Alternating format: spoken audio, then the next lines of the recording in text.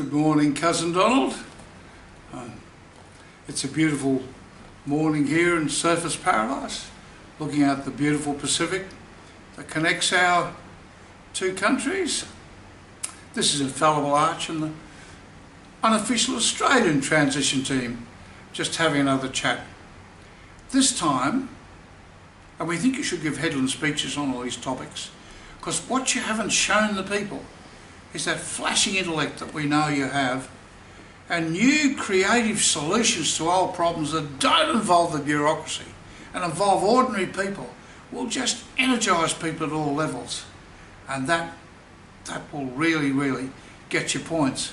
And the lefties can't answer these ones because they haven't thought of them. Now, the most controversial topic of all, Cousin Donald, is medicine. If you want the very best medicine in the world for everyone, you can spend the gross national product on medicine if you want to, but not if you're smart. Now, the downfall of all national health schemes is these. They're top-down schemes, like all the other things that don't work anymore. The British National Health Scheme started in 1947 for all the poor people of Britain. It's a national sepulchre. You couldn't possibly do away with it.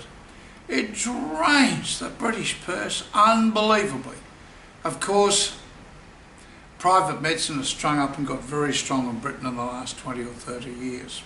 But the Australian National Health Scheme, we've had one since 1972, Cousin Donald, was a brilliant scheme, but unfortunately the Conservative Party that started, the Liberal Party in Australia is the Conservative Party, was stuffed up by the minor party it needed to get the legislation through. So it applies to everyone. This is a nonsense. There's absolutely no reason for billionaires or multimillionaires or very affluent people to have a national health scheme. Let them look after themselves. They can, they've got plenty of money. I'm not sure the New Zealand scheme, I believe it's a better scheme than ours. Often the smaller the country, the better the scheme.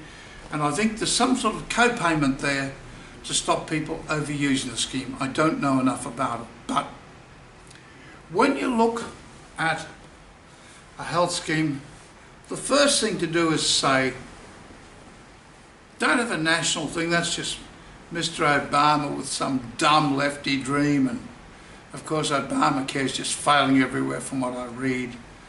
This isn't a political statement, this is fact, because he tried to cover the whole population. Stupid. All right, now, as with Facebook, as with all these other things we've mentioned, you want to start from the ground up. Now, the first question to be asked is, who does the Commonwealth government, the federal government of America, who do you want to look after? And the answer is, yes, the poor, yes, the socially disadvantaged, yes, the crippled, yes, the elderly, who are no longer earning and need help. And yes, ordinary people, even affluent people who suffer catastrophic illness. You need a very large person indeed if you've been in a major car smash and need 30 operations, and you're never the same person again. Of course, people. So it should be for the poor and disadvantaged at any age, and also too for the average people, the working poor of the country. They need it. Now, you've got to have a means test to cut off affluent people. Why anyone who earns $200,000 a year or $150,000 a year or more, why they need any form of national health scheme, I think is a nonsense. The best thing to do of all is to leave the rich alone. We can get a colonoscopy done for $400 here. If they cost $1,000 in Dallas or $5,000 for rich people, who cares? It doesn't matter. Leave the rich alone. They've got accountants, they've got wine collections, they've got more than one house. Ignore them, leave them. Let them have their own schemes. Now, the thing you should do, and I'm sure you're going to do, is have ultimate competition. No feather bedding in any of the states, no preference for one private insurer over another. None of those dirty schemes that put money in politicians' politics. So there's got to be federal legislation that any legitimate medical insurance company can operate in any state of the union.